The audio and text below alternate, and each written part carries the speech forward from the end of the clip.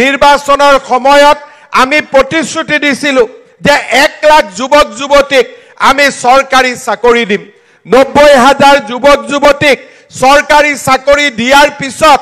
এতিয়া আমি অসমত নতুনকৈ আৰু 40,000 যুৱক যুৱতীক চৰকাৰী চাকৰি দিয়াৰ পথত আগবাঢ়িছো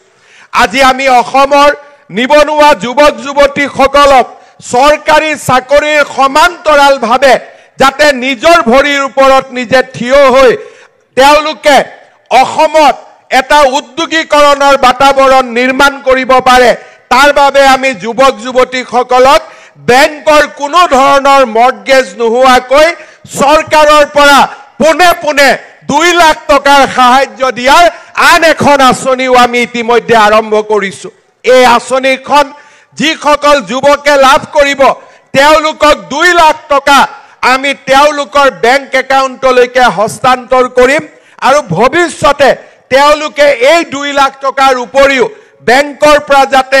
আৰু বহু টকা লোন ল'ব পাৰে তাৰ বাবে আমি তেওঁলোকক একোজন এন্টাৰপ্ৰেনিয়ৰ হিচাপে নিৰ্মাণ কৰাৰ কৰ্মযোগ্যটো আমি জপিয়াই পৰিম শ্ৰদ্ধাৰ ৰাইজ আজি যেতিয়া মই অসমৰ গাঁৱে ভূঞে যাওঁ বিভিন্ন সময়ত ৰাইজে মোক প্ৰশ্ন কৰে যে আমাৰ ৰেচন কাৰ্ড হোৱা নাই বহুত মানুহে ৰেচন কাৰ্ড পোৱা নাছিল এতিয়া আমি অসম চৰকাৰত সিদ্ধান্ত লৈছো যে 4 লাখ টকালৈকে যাৰ বছৰি উপাৰ্জন আগতে 2 লাখ টকালৈকে যাৰ বছৰি উপাৰ্জন আছিল তেওঁলোকক চৰকাৰে ৰেচন কাৰ্ড দিছিলে এইবাৰ আমি নিয়ম কৰিছো যে 4 লাখ টকালৈকে যাৰ ৰেচন কাৰ্ড থাকি যাৰ বছৰি উপাৰ্জন অৰ্থাৎ মাহিলি 30,000 টকা যোনে উপাৰ্জন কৰে তেওঁলোকেও ৰেচন কাৰ্ড লাভ কৰিব ইয়াৰ ফলত